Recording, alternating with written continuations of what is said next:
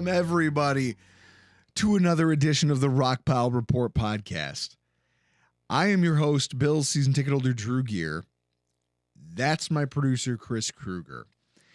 And boy, do we have a show tonight for you. Guys, I'm sure I'm not the only one out there who feels like we just got flash grenaded. Has the tinnitus, have your ears stopped ringing? Has the shell shock worn off? Good. Guys, the title of tonight's show is The Art of Catharsis. And I'm not trying to get too artsy or technical, and I'm not trying to crib a page out of anybody else's book. Realistically, that's what we're all here looking for. The concept of catharsis. And how do you find it? Like, what do you do when the thing that you love the most, or that is a hobby that's near and dear to your heart, causes you immense psychological discomfort? I mean, that's the nicest way I can ask it. I'll tell you this. I haven't been that embarrassed since August of 2011. I think it was my fourth concert in like 3 weeks at 37 Main. Built up a rapport with the bartender, and I go, "Hey, let me get your number." And she goes, "Let me get your number." And I got so nervous, I ran to the bathroom and puked at a bar from trying to get a woman's number. Wait a minute, you 8 Miled? But you literally, you be rabbited. I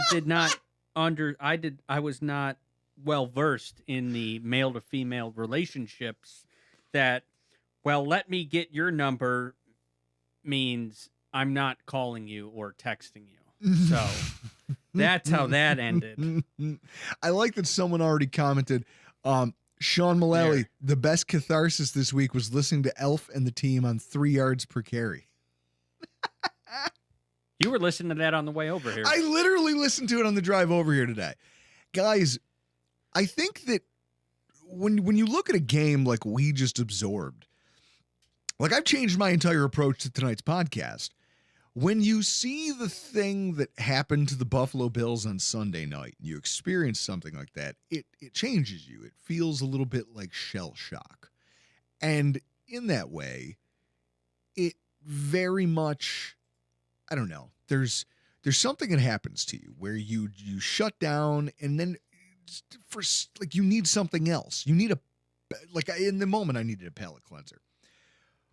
But I want to start at the beginning. So last week, I took a flu shot for the first time in 15 years. Knowing full well that I had plans on Sunday night to go watch the game on a giant inflatable screen in Mark Smith's backyard. And I took the flu shot and not realizing that it would actually just make me sick. Like, I'm still suffering. I'm sorry if I cough during tonight's show. If I cough, but it's the concept that I got really, really sick. I started losing sleep and coughing and just whatever. And so I didn't feel 100%. And that was my first sign, like, oh, this weekend isn't going to go well. And then Sunday rolls around and I'm still I stayed up late on Saturday, Chris, to watch the end of the Alabama-Georgia game, which if you started it, you have to, right? Once you start that game and you see Georgia making the comeback and you're like, well, now I'm locked in. Unless you got to go to work the next day. I'm sick and I'm sober and I'm watching this game to the bitter end. And you wake up the next day and you're completely exhausted. But I was still trying to fight it. I pounded a Celsius and was like, I can get myself up to go to Mark's house and watch this game and rant and rave and run around his backyard and do all the things. And then as I was getting dressed, and this is where I guess, or at least attempting to get dressed to go to the game, and this is where I should have known that the whole night was going to come off the rails. Like, this was my first omen. Is this where you grabbed 2 beers and launched yourself backwards down the flight of stairs? This happened. Now, Chris, you might recognize this.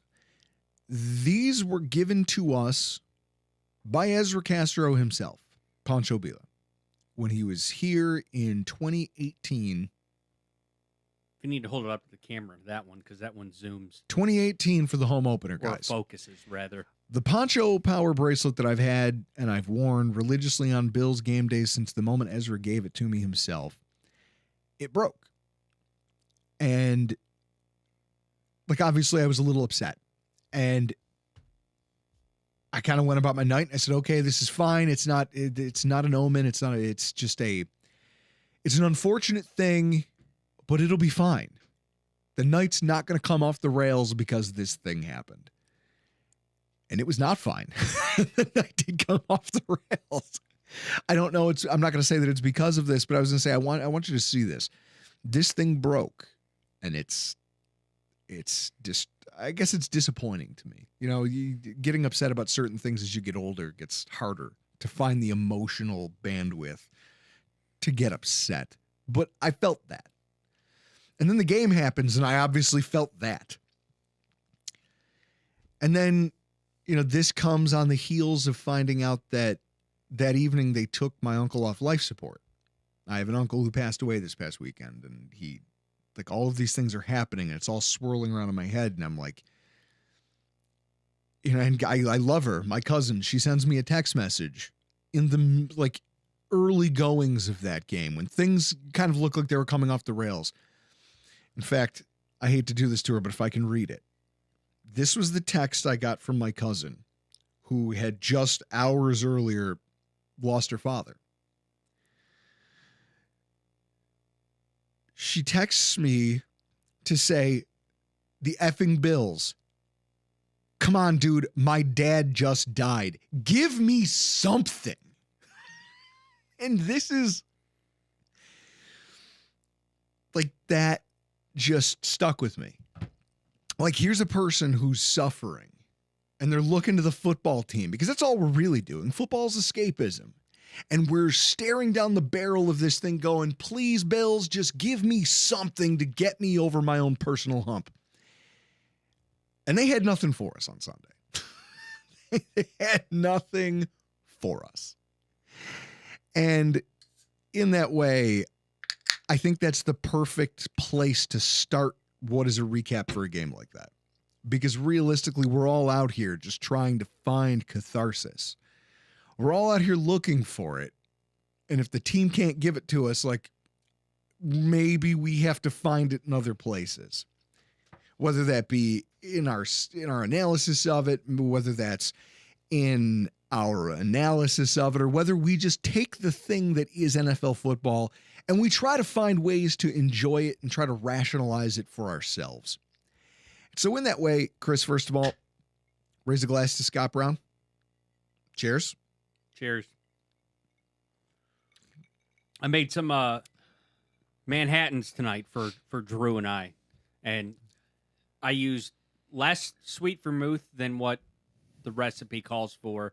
And then your kicker for a Manhattan, instead of Angostura or orange bitters, use cherry bitters. It's delicious, and I don't like sweet Manhattans.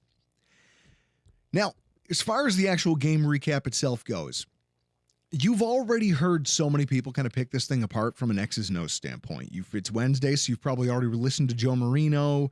Greg. You listen to Greg Thompson and Aaron Quinn. And honestly, they do a better job of breaking down the nuances of these things. Probably because if you're here listening to this now, or you're watching us on YouTube, or you're here part of the live show, you're here because you feel it the way that I feel it. And in that way, they can't compartmentalize and then just have the emotional fan section of this. And that's kind of where we differentiate ourselves. That's kind of like how we avoid just parroting the same things you've heard all week long from people. There's something, I know a lot of people are probably coming here looking for fire and brimstone. And I mean, I've got a little of it, but I've also got a broader perspective that we're going to expand on over the course of tonight's show. And I hope that by the time we're done with tonight's podcast, you all, knowing what a petty son of a bitch I am, and just knowing how I enjoy certain aspects of what we do, and just view the NFL as a whole, the state of the AFC East, have been able to find a way to not be like, Chris, I feel like Jim Brewer in Half Baked. I'm not going to do what everyone thinks I'm going to do and flip out, man. Don't worry. Don't worry. I'm not going to do what everyone thinks I'm going to do. Flip out, man. I have to start by saying that the opening running play from the Baltimore Ravens took me back in time. It took me to standing, like I saw that first run by Derrick Henry, and I was standing in my parents' living room. Now, Chris, wild card. Baltimore Ravens are playing the New England Patriots. It's one of the few times the Patriots had to play in the wild card round. Ray Rice rips off an opening play 80-yard touchdown in a game that would go on to just be an absolute romp by the Ravens over the New England Patriots. And I remember breaking my parents' coffee table that day. I jumped on top of it, and the legs gave out because I was about 305 pounds still. And I was so excited to watch a Ravens running back take a ball 80 yards down the field and punch it into the end zone and just demoralize another football team. And in that moment, I was taken back in time, and I'm watching Derrick Henry just take the angle and just run away. And I was like, oh shit, this is what it feels like. This is what being on the other side of this feels like. It wasn't good. Yeah, the quintessential, not great, Bob. Not great. Justin Yulberg in the comments, notable absence of Mark Smith's astronaut meme this week. Yeah, Mark's been, every time the Bills win, guys, Mark spams us all with this meme, the astronaut meme, where the guy's holding the gun to the other astronaut's head. And it always just says, he goes, wait, the Bills are a good football team? And the answer is the other guy's like, yep, always have been. That was nowhere to be found this week. Justin is 100% correct. This game was a rock, paper, scissors of skill sets, and we found out that, Chris, our scissors were dull and our paper was already crinkled, and they just rocked our shit from one possession to the next to the next. I mean, Chris, do me a favor. Go to Pro Football Reference and pull up the drive charts. I don't want to see it. I've done a good job of staying away from some of the statistical stuff from this game, because I feel like if I look at it for too long, my teeth are going to turn around and devour my brain. I don't have stats of the week. You want to know why? Because I don't want to see it. I don't need to put that much context to my own suffering. Let's see. What do we got here, Chris? 7 plays, 3 minutes and 58 seconds, 20 yards and a punt. Then we kicked a field goal. Then we managed to net 17 yards on 3 possessions and 3 consecutive punts that all combined burned less than 6 minutes of game time. Holy shit. Wow, I need more of this whiskey. See, guys, like, it's hard. And the more you try to dig and look for answers, guys, sometimes there aren't answers, and maybe there is, but I don't know how much. Chris, how much is that worth? I mean, that first run took me back to your first key last week, where you were like, they're gonna throw some nuanced rushing schemes at us. They got a fullback. Mm-hmm. Fucking Derrick Henry, 87 yards to the house. Untouched. People tweeted untouched. You guys thought I was gushing over Patrick Ricard for no fucking reason? Are you happy now? Are you happy? Patrick Ricard literally put Balin Spector on roller skates for 30 yards downfield.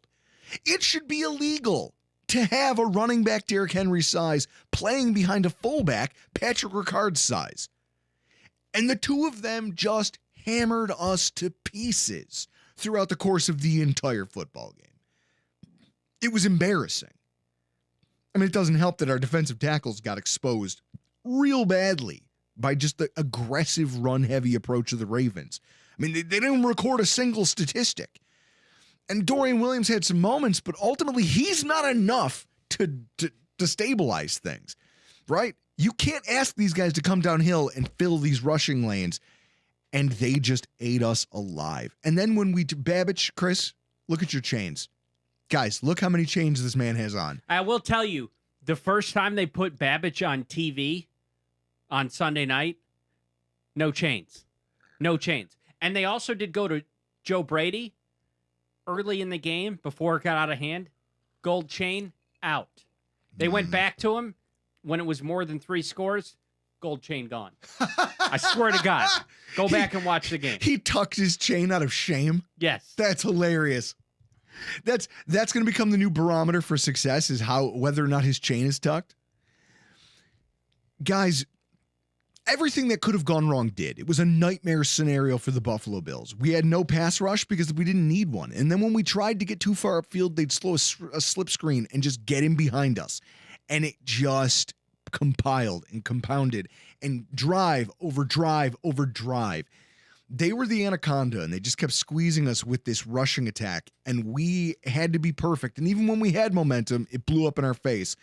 And we end up shell-shocked at the end of a game with Mitch Trubisky and backups in going, how the fuck did this thing get away from us so fast? Now, smarter people than me have dissected film and tried to give you guys all the insights as to how and why. I mean, kudos to the Ravens for coming into this game and finding a sense of identity. Chris, what did I tell you? They were going to throw the ball, 19 times? Yeah. And how many times did they throw it? 19. Yep. Guys, they figured out that trying to pass the ball is not their wheelhouse.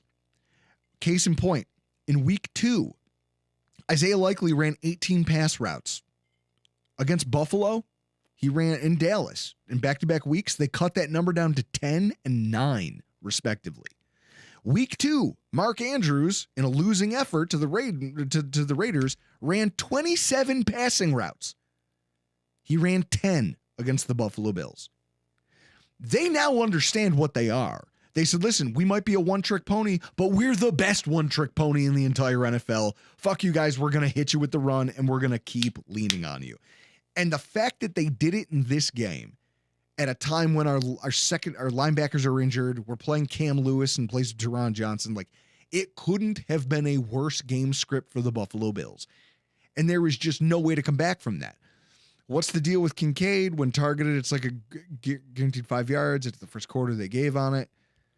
Yeah. I mean, this is... Guys, he drops that first pass, and it sets the table for the Derrick Henry touchdown run. If he catches that ball, which is an easily catchable ball, maybe this whole game is different. You don't know. So, like you said I hate when you're right on shit like this. Because your first key last week was... continue to be aggressive. Yep. So they went for it on 4th and 1, picked it up. Then it was after that Kincaid drop, it was like 4th and 2, 4th and 3. You're on the Ravens side of the field. And you punt. Why not keep the aggressiveness going? Aaron Schatz, actually from Football Outsiders, formerly guy. Football Outsiders, he actually did a interesting deep dive on this and what he proved statistically. And I'll retweet it on our Twitter feed because I'm not going to run you through it now on the podcast. Go to @Rockpile Report on Twitter. Check it out. He proved statistically that Sean McDermott actually isn't as conservative as people think he is. It's just that situationally when he decides to turtle, it just always seems to be the wrong time. He picks the worst moments to be a conservative dick. And so with this said, we crashed into the side of a mountain on Sunday night. And what like I love Kobe. is that like calling a shot Kobe? Yes. Except it's you pull a Buffalo Bills. Yes. The game day rage, like that's kind of my wheelhouse. I'm supposed to be the angriest member of our fan base most days. Usually has something to do with the amount of alcohol I've had. And I'm still angry about certain facets of it. But guys, ultimately I come to football for catharsis. And I try to get, you're trying to shut off the things that you're angry about outside of here, and you watch a little football and you get on with your life. Game day rage is supposed to be my like cottage industry. And yet you guys all did a better job at it than I did. All of you collectively were angrier about the outcome of this game. Now, maybe it's the flu. Maybe it's the fact that I've had a steady drip of whiskey. I don't know. You're all just far angrier than me, and that's saying something. Guys, look, and McDermott likes to be aggressive against lesser competition and turtles against good teams. You might be right, but if you averaged out across all the good teams we've played to all the bad ones, like I said, go to our Twitter. Chris, in fact, it's in our bookmarks. Go find it and retweet it right now so anybody who's watching us live can go see what we're talking about. That's Aaron Schatz. Yes.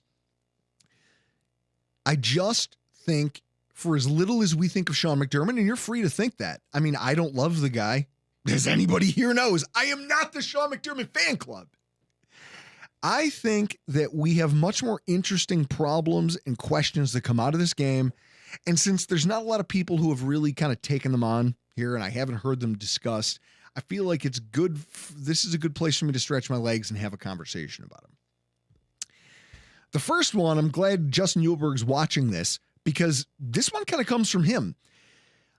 I want to talk about some of the things, and tonight, like, we're going to give you this and also the Pettiest Bills podcast. We're going to hold true to our moniker. Most of the show is going to be us seeking catharsis through being the pettiest sons of bitches we can be. One of the problems that came out of this game that I think was highlighted for everyone to see is that, and there we go, Chris, it's right there. Aaron Schatz, repost that right now. Guys, you can find it at Rockpile Report on Twitter. The Bills have a Taylor Rapp problem, and I want to talk about it. Let's get it out.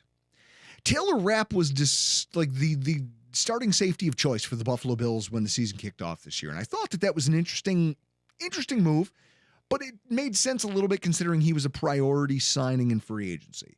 Considering, Chris, is this my camera? It's on right now. Is that my single? They're both singles. What one do you want? I'm just being a diva, like the Miami Dolphins wide receivers. I'm just being a diva. Is that me? Now? Yeah. Guys, bring it in here for a fireside chat. When they brought in Taylor Rapp, I thought that this was going to be something that, like, hey, he has experience with the system. It's a Ramon Humber, Matt Milano thing.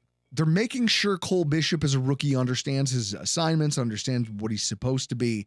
And then they're going to eventually give way to him taking over Taylor Rapp's job. The problem with that choice is that who Taylor Rapp is problematic. Taylor Rapp's injury in this game was unfortunate and pretty wild. Like, if you take that knee full tilt from Derrick Henry and you look at if you go look at the replay, you can actually see Justin Uhlberg was the one who pointed it out to me. You can see his face mask like flex a little bit. That's how hard he got hit. Okay? Now, doing that without a helmet, Chris, like, let's say you dove headfirst into that machine with no helmet, you'd spend the rest of your life filling out write-in votes for Byron Brown. That's where you would be. If you consciously believe that a smart football choice, like, Chris, what has been a staple of safety play here in Buffalo? You need smart athletic safeties. Correct. Hyde and Poyer. Emphasis on smart. The football intelligence of Micah Hyde and Jordan Poyer are the things that kept them in the NFL for as long as they were. Now, let's look at Taylor Rapp and how he fits into that. They like the athleticism and they like the aggressiveness he plays the position with. At the same time, if you throw yourself directly into the treads of an Abrams tank, you will die. And that is what happened to Taylor Rapp. And is anybody surprised? Look at the guy's history. Okay? I have a list, guys. I've created a list because I had to try to get my hands around it. Where is it here? Oh, yeah. Taylor Rapp. Let's go all the way back to 2023. It's in December. He has a hit on Terrell Dodson. Friendly fire. Dodson gets yanked out of the game with head and neck injuries. I believe it was the Philly game. Terrell Dodson gets removed from the field via ambulance against the New York Jets because he crashes into Teron Johnson. Teron Johnson gets medical attention on the field. And then, while walking off the field, Taylor Rapp just collapses. Chris, nothing spells brain damage like a random collapse on the football field. And that is why Taylor Rapp is just like Tim Walz, the knucklehead. We'll be Oh, right back God. after this. I hate you. Yeah. Got to fit in our ad breaks. Taylor Rapp follows this up with a blatant late hit on Dak Prescott in that Cowboys game. Blatant late hit, gets flagged, roughing the passer, extends a Dallas drive. If we weren't throttling them, that's a play that could cost you a game. In the New England game, later in the season, Rasul Douglas has a pick six. On the pick six, if you slow the tape down and watch it, he's so hell-bent on getting into the play and blocking for the guy who's trying to return. He mows down Jordan Poyer, who doesn't see him coming. Like, Jordan Poyer's awareness is all he has left at this point. And he didn't know that you were going to railroad him on your way to trying to make a play.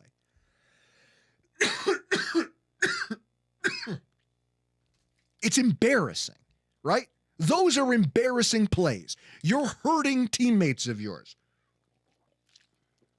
Then the coup de grace, he hurts himself. In a season-sealing, like AFC East title-sealing interception against Tua Tagovailoa, he lays out, falls on the football, dislodges a rib, and he's done. Like, his season's over. Fast forward to this year. He knocks Teron Johnson out on the first defensive series and just shatters his forearm in a friendly fire hit. Then he knocks himself unconscious trying to stop, basically threw himself in front of the tires of a VW bug. Like, Chris, it would be like you trying to stop a VW bug by yourself by diving at the tires. That's what he did in his tackle attempt on Derrick Henry. The idea of the coaching staff wasn't flawed. They took a veteran safety, they plugged him into the system, and they said, hey, guys, let's let this guy hold serve while we figure out if Mike Edwards or Cole Bishop is the guy. And we think we like Damar Hamlin's projection, but also Mike Edwards might be able to backfill his job if he doesn't pan out. We've got a safety blanket, but we've got what we think are known commodities who've spent a lot of time in this defensive system. The problem is Taylor Rapp is what they call in the military danger close. That's what they call it when they're like, hey, we're going to fire off a mortar. Where are your guys? And they go, well, we're within like a couple hundred feet of your designated target. And they go, all right, well, danger close. Just advise everybody, danger close, but we need to fire this. That's what Taylor Rapp is. Both for him, he's just as dangerous to his own teammates and himself as he is the opponent. The question is, has our coaching staff made first of all, I think we could have used Teron Johnson. Yes. Right? But it hadn't really blown up on us until this game, where we had no choice but to play multiple linebackers or put in extra DBs. Basically, they forced us into 3 linebacker personnel, the Ravens did, because we didn't have a nickel who we trusted to play like a linebacker. Whose fault is that? Well, it's Taylor Rapp's.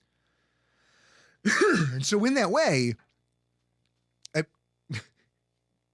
Chris, I feel like the Joker. Do you remember the original Batman movie in the 80s? And the Joker. Who was in it? The Michael Keaton, the first Michael Keaton Batman with Jack Nicholson Joker. I've seen it. There's a scene where he sets this other mobster on fire with a hand buzzer. It literally burns him to just a smoldering corpse. And then his goons come in and kick all the other mobsters out of the room. And he kind of announces like, hey, I've taken over as the mob boss. And then he goes, Anton, you always were a vicious son of a bitch. He's talking to a smoldering corpse. And then he tightens his tie and he goes, I'm glad you're dead. That's how I feel about Taylor Rapp. I'm happy that you're injured. I'm happy that this finally cost you something significant because maybe this is what saves your life. Maybe what happens to you is you absorb this blow to the skull and you recognize the fact that you are the most reckless human being on a football field. And we can't have that.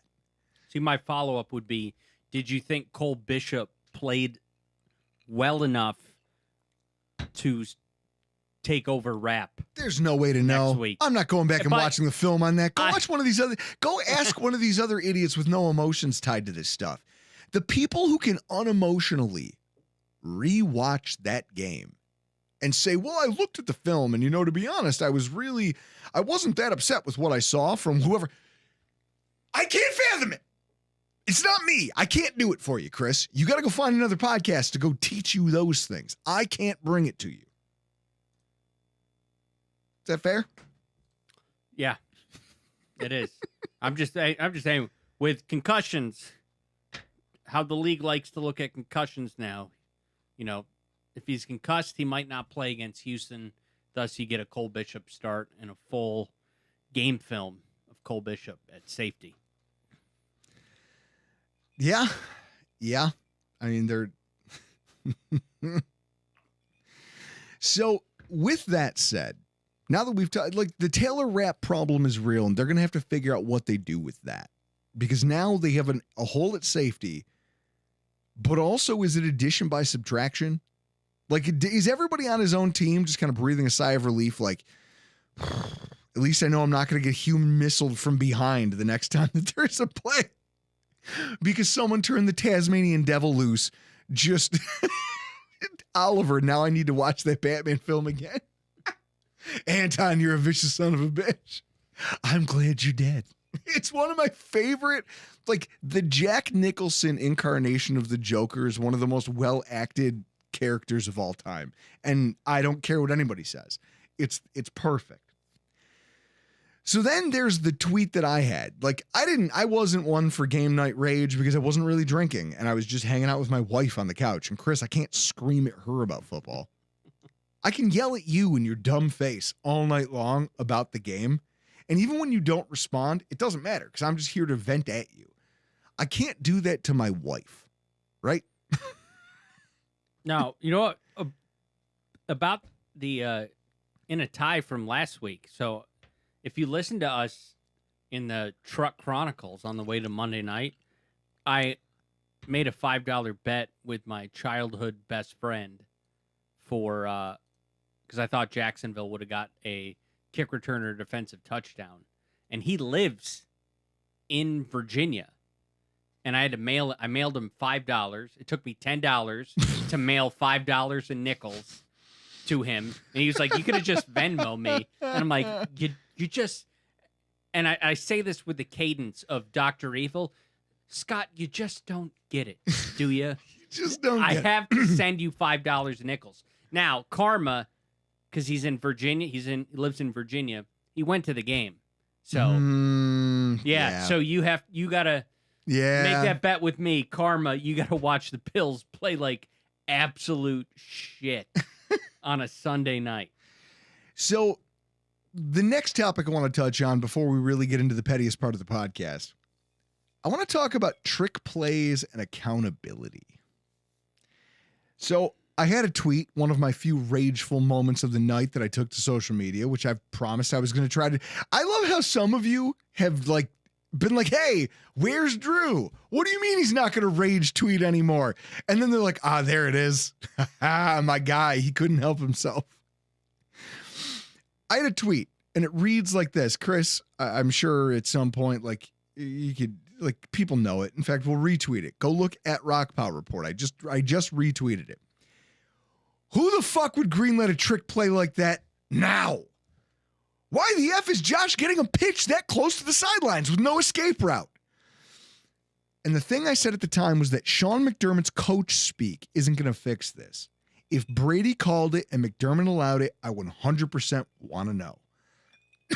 Because I'm angry and I'm in the moment and I'm absorbing this game. And so then I'm just looking at this and I'm thinking about it and I'm waiting, and then the press conferences start coming out. And obviously one of the hot topics is the trick play. The trick play that everyone who knows anything about football agrees derailed the only momentum we had. And in a moment where, Chris, right there, the Ravens looked vulnerable. We were working. We were working our way down the field. Everything we were calling was hitting. And if we score on that drive, I mean, we're not far from the red zone. If we score on that drive. Now we're about midfield. So it becomes all of a sudden it's a one-score game. And you have confidence going into the fourth quarter that you might be able to pull this out. And instead, you call the most disastrous play possible. A failed play with nobody open downfield. Because, Chris, our wide receivers don't naturally separate well. No. So the one guy who was supposed to be open deep isn't. And it all falls apart. It's all just shambles and crying and the ruining of the masses. I don't think there's a Bills fan on the planet, regardless of your spectrum of football knowledge, that looked at that lineup. You just look at the preset formation. No one in their mind went, oh, this is going to be awesome. You knew it was going to fail from the start. 100%. I watched that from the jump, and I was like, what the fuck are you doing? And this is not a spot to run a fucking trick play. And the fact that you know that is the reason we all know it's a terrible fucking idea. And here we are. We live in this universe. And so here I am thinking Coach Ambien never gives us anything, doesn't talk, whatever. He's going to hide behind his usual bullshit approach. Chris, he was like, things were incredibly transparent, I think, for the first time ever at One Bills Drive. Sean McDermott came out in the immediate aftermath of the game and said, no, that play, that's a thing that me and Joe are going to talk about. That's a thing that me and Joe are going to talk about, which right there is his way of saying, I had nothing to do with this. Me and my coordinator are going to go have a discussion when this game's over. And then, Chris, he took to the media on Monday and had this to say. I got to have a better feel and understanding. Okay, hey, different D-line in the game. I've had the backup D-line in the game. We looked that we kind of were going to get. And then, boom, as soon as I see that, Van Noy, they're switching their D-line. As soon as I see that, I got to get out of the play. So even with all that, but yeah, poor play call and ultimately kind of costed us a football game right there because you had an opportunity right there to cut it to a one-score game. We were kind of flowing a little bit, so I got to be better. There you go, Joe Brady, BuffaloBills.com. I think that's his Monday morning press conference. Coordinators don't meet after the game, but good on him to own it, realize it. Yeah, I fucked up. I can't do that again. It's not just owning it. Do you know how long I've demanded this level of transparency from a Buffalo Bills coach or coordinator? There is a podium in the attic of my garage right now because we had to start our own post-game press conferences because our head coach couldn't be trusted to give us answers to the questions that we had.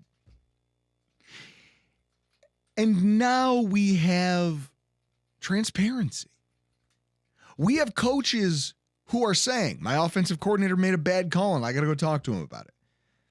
The coordinator says publicly, I cost us the game.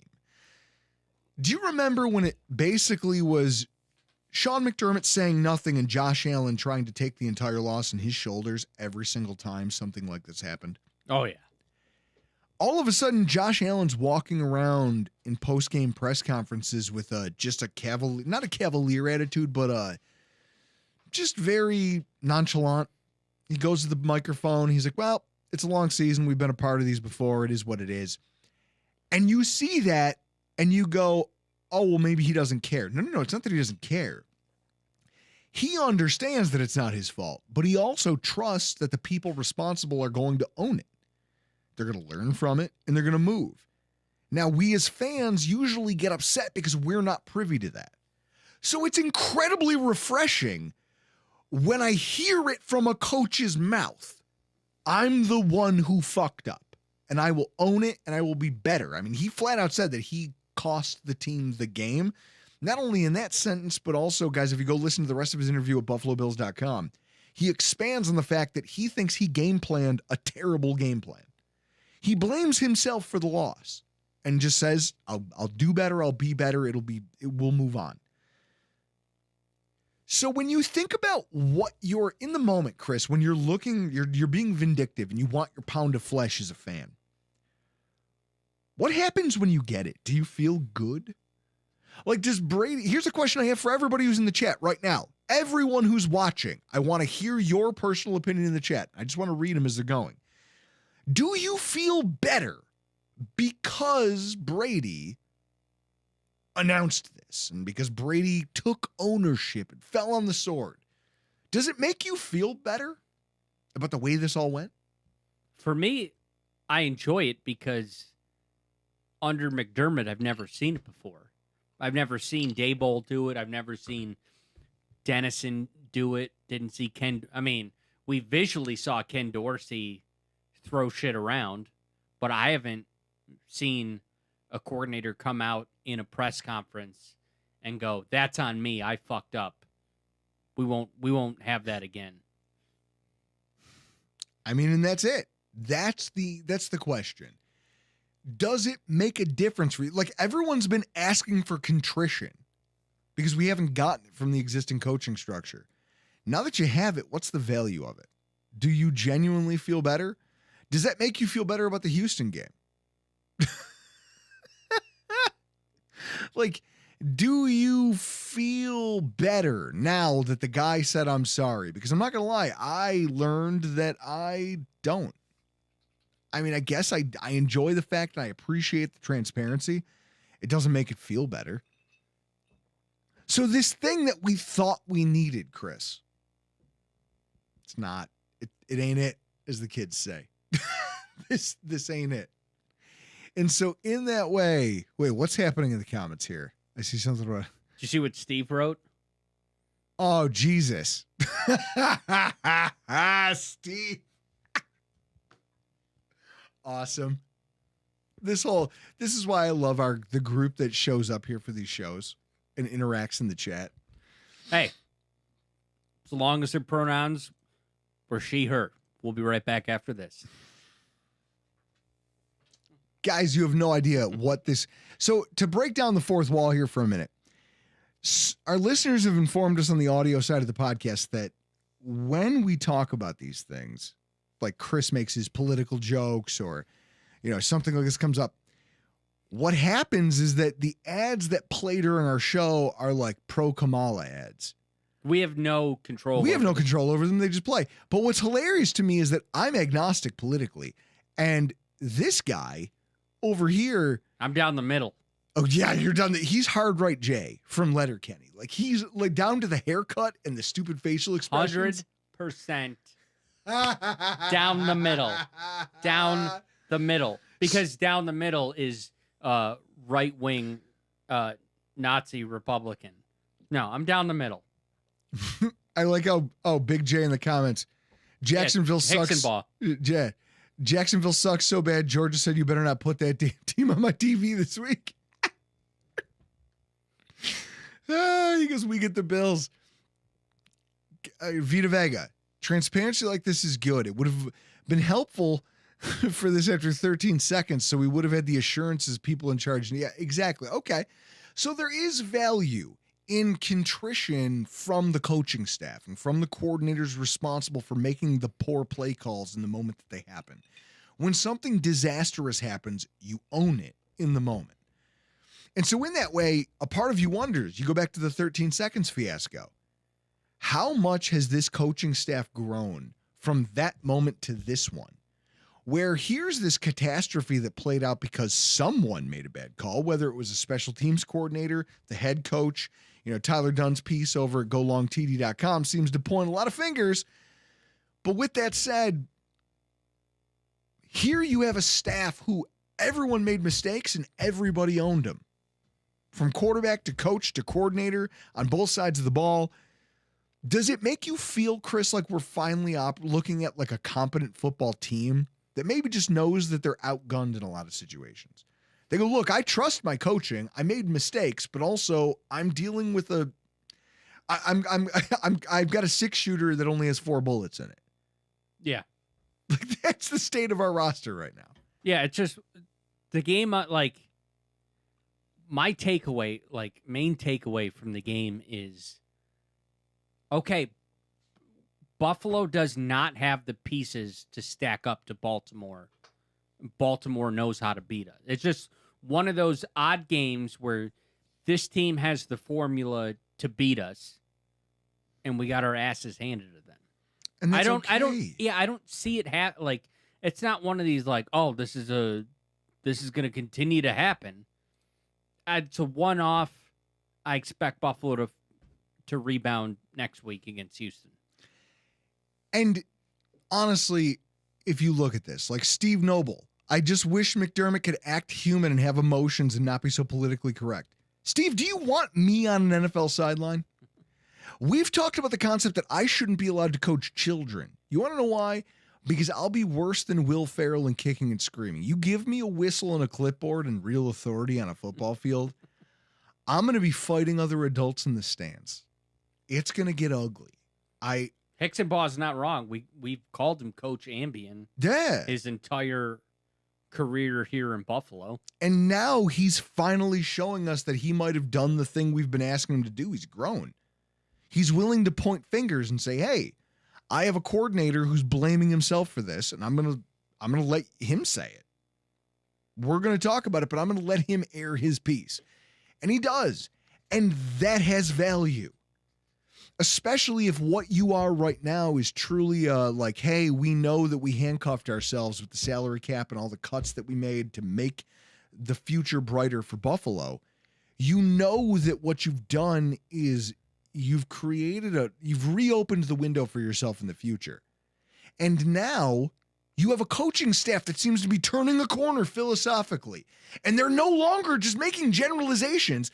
They're owning their mistakes publicly, something that we as a fan base have derided them for forever.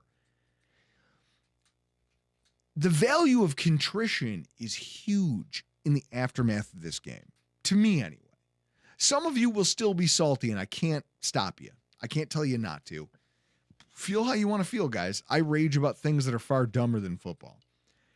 But understand that this coaching staff and this team is building to something. When they have money to spend, they're going to have the right coaches in the right spot. For Joe Brady to come out and for Sean McDermott to be as transparent about, hey, I have a coordinator who made a call. It was a bad one. I'm going to talk to him about it. And then that coordinator steps to the podium and also takes accountability. So it's not just Josh Allen constantly having to apologize for everybody else's shortcomings. It gives you confidence for what we could be, doesn't it? Joe in the comments just got here and wants to know if you're being hopeful right now. Oh no, what I am is I'm being a salty motherfucker, and that's why you came here. Chris, hero zero. We're all zeros in the aftermath of this one. So instead, I'd rather get into the people who have it worse than Bill's Mafia this week. Fuck you both. Your lives are so fucking pathetic. I ran a charity 15K to raise awareness for it, you fucking losers. There's a lot of people whose lives suck ass far more than the Buffalo Bills. And this is what I get excited about. Let's have it now. Come on, boys. First of all, Chris, every single person who went out of their way to watch that stupid debate. Oh, JD Vance, Tim Walz, everybody. Guys, if you want to have fun, go to Twitter and look up JD Vance looks like or Tim Walz looks like. The tweets that will come up to you underscore for you just how fucked we are in this entire process and why these things don't matter. It doesn't. This exercise no longer has value because every side immediately decides their guy won. And the fact that identity politics has turned it into a thing of my guy versus your guy, it's not anybody's guy. It's just a dude. One of them who may or may not be wearing eyeliner, and one of them who may or may not have lied about some things and might look lost sometimes. Like, it's chaos that some of you people, like anybody who went out of their way to watch the debate, you losers. You have nothing better to do? I would literally go on Google and write reviews for toothpaste. And then I would log into XTube or RedTube or go whatever your color of choice is, and I'd go enjoy myself some private time.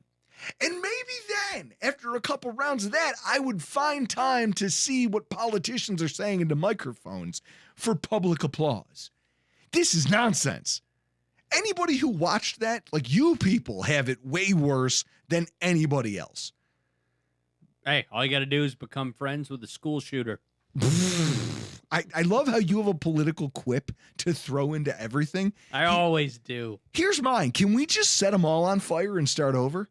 Whoa, is that too much? Ooh, are we being too edgy for a football podcast? I say we burn it all down and just start it over again. I don't give a shit. Woo! Chris, you know who else has it worse? Can I guess? Every single member of every other AFC East fan base. Let's get into it, baby. Woo, Chris, do we have a montage? Chris, if you can throw them up here on the screen for me as we go through them. Guys, I first want to start with the Patriots, okay? The New England Patriots were never going to be good. That was never a thing that was on the docket for the New England Patriots, right? And even then, there is still a visible gross talent disparity between them and every single football team that they managed to play, which is saying something. Their offensive line entered the weekend as statistically the worst in the NFL. And now they're down to a fourth string tackle starting, and it's somehow more in shambles than it was when it started. You know, veteran center David Andrews just leaves the game with an injury. And this is why you can't play Drake May. You have to pay Jacoby Brissett to be your sacrificial lamb. You're going to kill that man on a football field, but it doesn't matter. Chris, Jacoby Brissett would be starting for how many teams in the NFL outside the Patriots? I'm going to say right now off the top of my head, it was one due to injury, and that's the Colts. And he's already been there. Guys, this is where we get our catharsis, right? Like if you're a petty son of a bitch like us, that's why you're here. Let's feed on this shit. The Patriots, their wide receivers are all shot. And somehow they still have one last Bill Belichick shitty failed draft pick at wide receiver in Tyquan Thornton still floating around the roster. Just to remind them, hey, do you want to know why you suck at this? It's because Bill Belichick ruined you at this position. It's hilarious that this is still happening to them. They're dog shit, and their fans deserve it. Don't you agree? Oh, yeah. Okay. Now, for the other two, the presumed AFC East front runners, guys. Whoa. The front runners in the AFC East, the Jets and the Dolphins, I don't even think my own criticism could do it justice. We're going to let their own fans do it. Chris, as we walk through the montage, why don't you throw these up there on screen? What do you got for me? What do we got? Oh, here we go. This coming from PFT commenter. Here we go. Chris, read that for me. I can't see it on my screen. I normally don't like 2 Monday Night Football games, but I have an emergency escape latch out of Tennessee, Miami is the kind of redundancy plan that the Ocean Gate Submersible Company could learn a lot from. Guys, they're fucking horrible. I watched every minute of the Dolphins game, and my wife goes, oh, hey, this Detroit game seems like it's going well. Are you sure you don't want to flip channels and go watch that? I was like, no, I have to watch this. I need a salve for my wounds, and I'm a bad person. I have to watch the Miami Dolphins fail. And fail they did. It was, Chris, what else do we got up there? What else do we have to offer them? No, that's the same one. Danny Ruther. The Dolphins look like a drunk dude trying to figure out the subway in a country where they don't speak the language. It was funny knowing that their quarterback didn't understand the protection calls and that he didn't know how to get certain things kind of into phase, and he didn't really understand. Like, they had multiple illegal formation penalties because the quarterback didn't understand. He just didn't know how to get things like, hey, here's when I snap the ball when this guy's moving this way. It just kept blowing up into him. Chris, Phil Dillingham, hit him with it. Only fight the Dolphins have put up this year was against the Miami-Dade Police Department.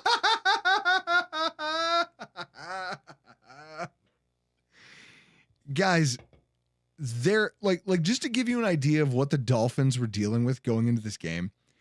I have the numbers here. If I scroll down my bookmarks far enough, they had over $400 million, like lifetime contract, but $400 million worth of contracts not playing in this game.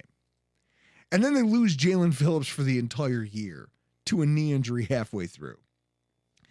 Meanwhile, their head coach, who's supposed to be smarter than everybody, and he's cool, man. He's got glasses and hair now, and He's the smart guy on offense, and their offense was first in the NFL in yardage and whatever the fuck that's worth right up until it mattered. Everything that they were supposed to be good at died on the vine, and that team just fucking exploded. And we got to watch him getting screamed at by his diva wide receiver, Chris. That might have been the highlight of the night for me. Watching Tyreek Hill yelling at Mike McDaniel not having the balls to address it, and Wes Welker eventually having to just come get Tyreek Hill and carry him away from the coach. It all seems like it's going well in South Beach, doesn't it? Oh, yeah. On to the New York Jets. Chris? Adrian Caprice. Picture it now. Trips right. Adams, Garrett, Williams. Ball snapped. Fake handoff to Hall. Aaron looks left. One-on-one fade to Max Mitchell. Hackett's wearing his gold member replica jacket. Incomplete. It was 2nd and 10, and we weren't even on the goal line. That's the world that Jets fans are living in now. Here we go. Let's talk Jets. Jets radio. The Jets are 2-7 under Saleh with extra time to prepare. They've been outscored 195-92. 61 penalties. Their only wins with extra days to prepare for a game were the miracle against the Giants and the game against Bailey Zappi. They're 3-10, including week 1. Since 2022, the Jets have had 104 third or fourth and 1 scenarios. 57 times they failed to convert, took a penalty, punted, or settled for a field goal. And it's just the dumbest Saleh face that you could possibly find. Chris, what if your team just sucked at literally everything they tried to do? Yeah. Every time something was close. Sounds so Chris, like the Jets. No, do you know what the Buffalo Bills do when we have for like 3rd and 1, 4th and 1? Do you know that we have just like a cheat code? Oh, yeah, Josh Allen. Oh, yeah, we just hit the quarterback sneak and we get our first down. And then we move on to the next set, and he doesn't care. He doesn't mind doing it. In fact, sometimes he admits he likes doing it. Meanwhile, Robert Saleh has no clue how to get his team over the hump. Our friend Scott Mason from Play Like a Jet had this tweet. It was Jets videos. Robert Saleh calls the Jets having 13 penalties for 90 yards unacceptable, quote unquote, and says, we've got to figure it out. His quote was, if a Bills Parcells coach team ever had half as many stupid penalties as this Jets team had yesterday, I think he may have actually had people executed. Classic Scott Mason. You dying on air. Here's the reality. That team is garbage. They're all garbage. The Jets are rudderless. I think my favorite thing, right? Like if we're talking about each team, I don't know what's funnier with the New York Jets. The just wild look on Aaron Rodgers' face every time Garrett Wilson isn't exactly where he expects him to be. Like every time they have a miscommunication, I think to myself, hey, fuckhead, this is why you shouldn't be in Egypt looking at pyramids in the middle of training camp or OTAs. You should be learning how to get on the same page as Garrett Wilson. Why? He might be your best receiver. Might be. I don't know. Instead, keep featuring Alan Lazard and see how far that gets you, you dickhead. Guys, you want to know why the Jets are struggling? It's because they have elite playmakers who Aaron Rodgers has no idea how to use. He's built zero chemistry. Why? Because he's in Africa. He's in a cabin in the fucking woods. None of these guys are Josh Allen and the Buffalo Bills. None. Like, we think our offense is broken and has no answers. Imagine being a Jets fan today, staring down the barrel of that nonsense. Chris, framing it like that, does it help you feel a little bit better about what just happened to us? Oh, yeah. Joe Miller. Yeah. Joe Miller. He's like, why are the Jets struggling? I mean, to continue the people who have it worse, I've heard P. Diddy had a bad week. P. Diddy might have had a bad week. Like, that's an all-time bad week. Not just, hey, you might be allegedly internationally wanted for, I don't know, trafficking, molestation, a lot of things. Also, well, what was it? Costco came out.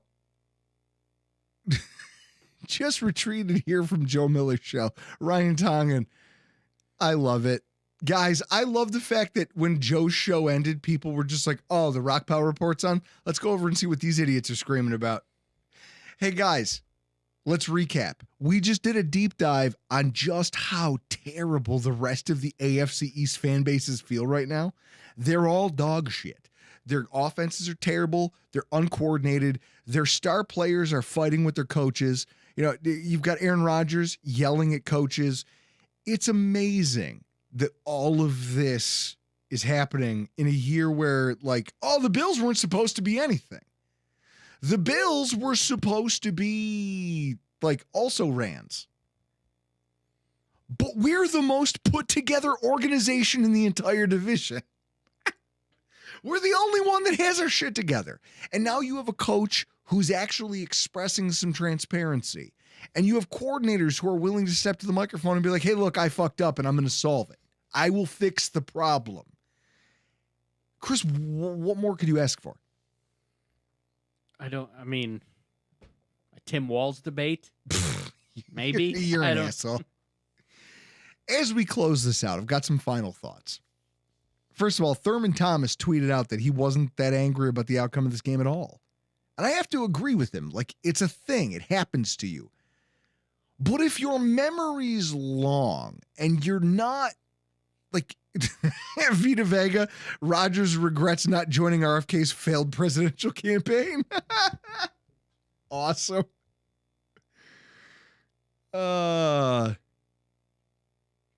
Still is, okay. Half Dead Herman. All right. I understand. I hear you, brother.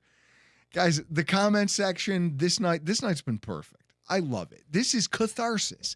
And that's why we're all here tonight. And the title of tonight's show has been The Art of Catharsis. How do you find it? And it's by having a long memory, too. Like, that plays a role in this. I'm old enough to remember a 2020 season where the Buffalo Bills on a weird COVID night would go into Tennessee and play a struggling Tennessee Titans team that had cheated the rules, practiced during the week. They weren't very, like everything about that game was wrong. It was played in the middle of like, Chris, well, what was the day? Yeah, the Tennessee Titans, right there. Scroll down. Almost to the day. Almost to the day. October 13th. So we're not that far off. We go into Tennessee on prime time in a game where we go, these guys are pusher, like we're gonna get them. It's gonna be fine. They're hurt. They're this. They're that. They're not what we are. We're a buzzsaw.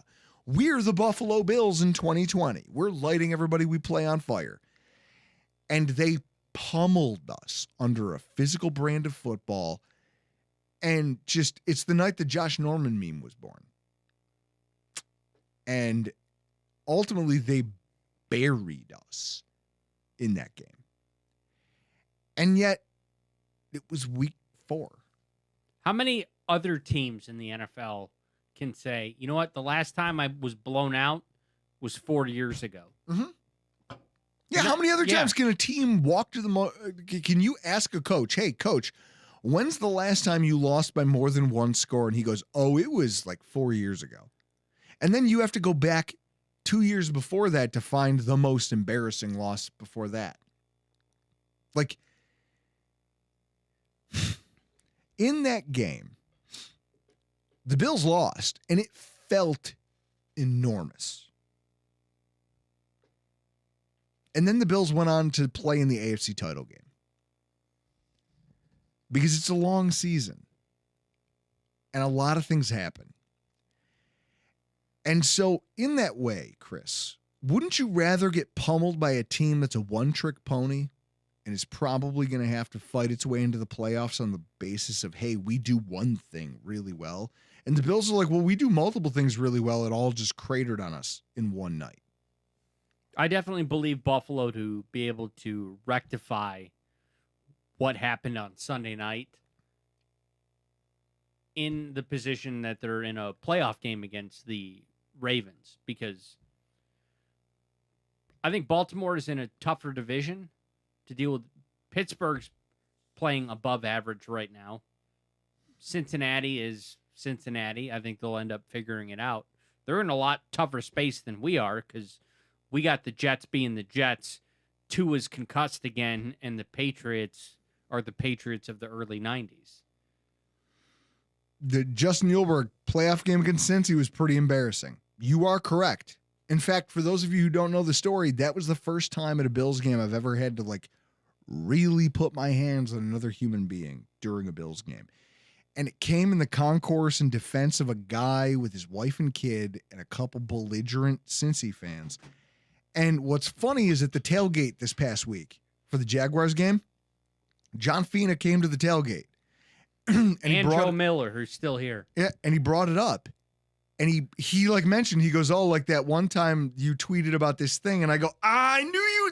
I was like, I knew that Cincinnati tweet would stick with you forever because I blamed the players for the fact that I had to get into that altercation. I go, you guys don't know what this is like out here when the players play a certain way and things fall apart and other fans come into our stadium and start abusing people around them. You don't know what that's like because no one does that to them. So they just walk away from it. Meanwhile, I have to come out here and defend people and their children and then run away. I have to take my jacket off and try to hide in the crowd inside the concourse until my friends are willing to leave because I don't want to get arrested. That's a real problem. And so in that way, I get it, guys. We have had our ups and downs as a football team. This coach isn't perfect. But I will say that in the aftermath and the fallout of all of this, I'm actually pretty okay. And I'll tell you what helped me get there. Let me set the scene for you. The game ends, and I need a palate cleanser because I can't go to sleep. It's late. I'm sick. I have a chest cold. I'm way more sober than I should be after a game like that. So I can't just rage tweet and then pass out. I need to do something. So I'm changing channels and I flip I'm just watching on the antenna. And I pick up an over-the-air channel, Chris, that's playing America's Wildest Police videos. Do you guys remember that from the 90s? America's Wildest, it was always America's Wildest insert thing here. It was always on Fox. And it was always on Fox. America's Wildest Police videos. And in it, the one that it immediately flips to, there's some lunatic who's walking down an Atlanta street. Atlanta made me think of you. He's got a katana in each hand. Long, scraggly beard, he looks homeless. But he's wearing a bulletproof vest, and he's got a katana in each hand. And he's screaming gibberish at people. And he's chasing them off the sidewalks. And he's threatening everybody, and you can see the cops all lined up. And then you watch it, and within just a matter of seconds, he gets curb stomped by dogs and mace, and eventually they come in with the batons, and this guy just gets stomped out. And I laughed, and I remember having the thought, oh, that's everybody else in the AFC East who thinks they're beating the Buffalo Bills this year. That's literally every other team in the AFC East right now. You're the guy jabbering in the street about nonsense, whereas we're the ones who are actually playing high-level football. And the funny thing about it is we're the ones who cut we ate all the dead cap. We cut all the good players. We did all the things. Chris, that are supposed to make you a bad football team. So what does it say about them? And what does it say about our future prospects for the playoffs this year in 2024?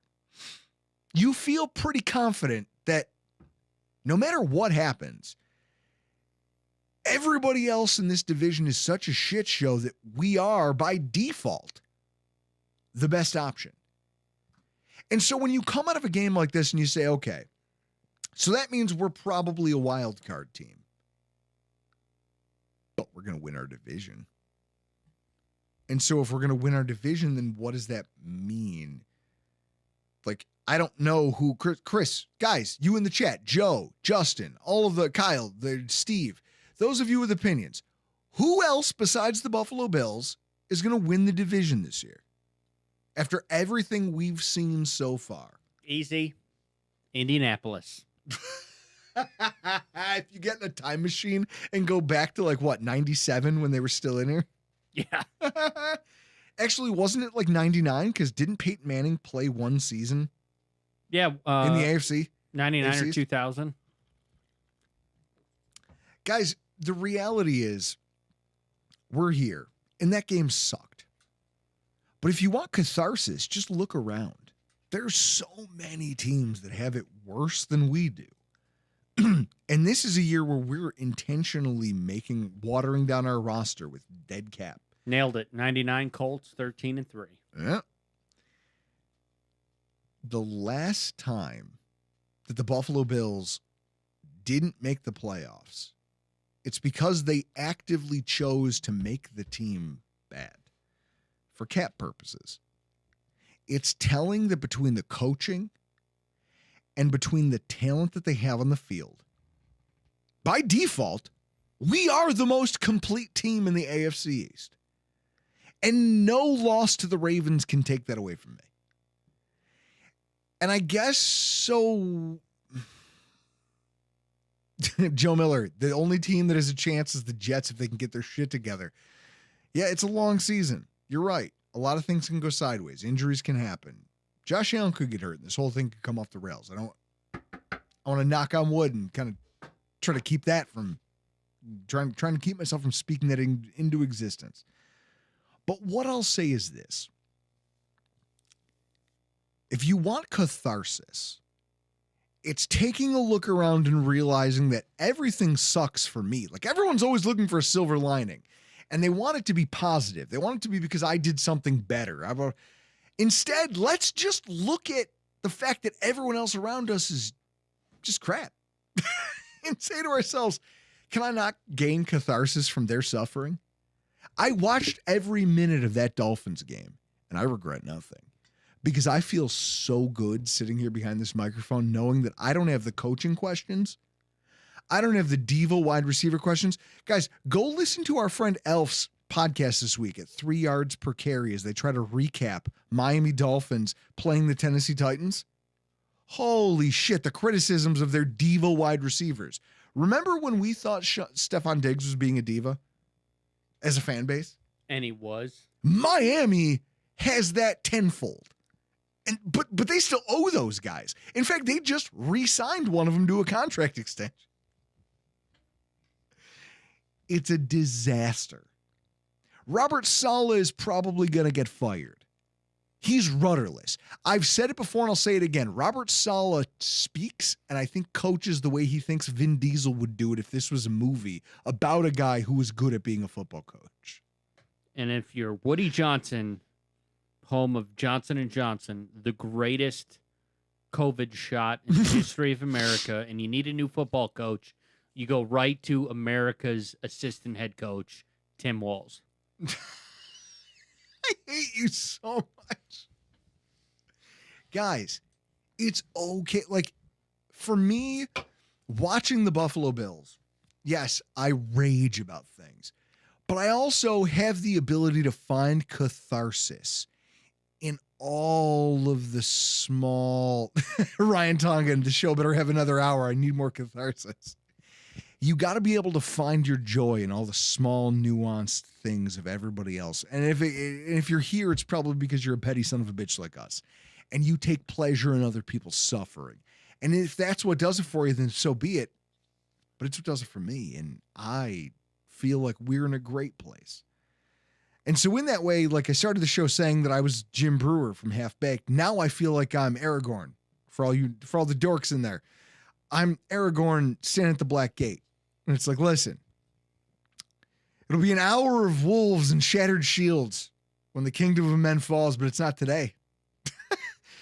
When the era of me believing in this football team ends, it'll be a disaster.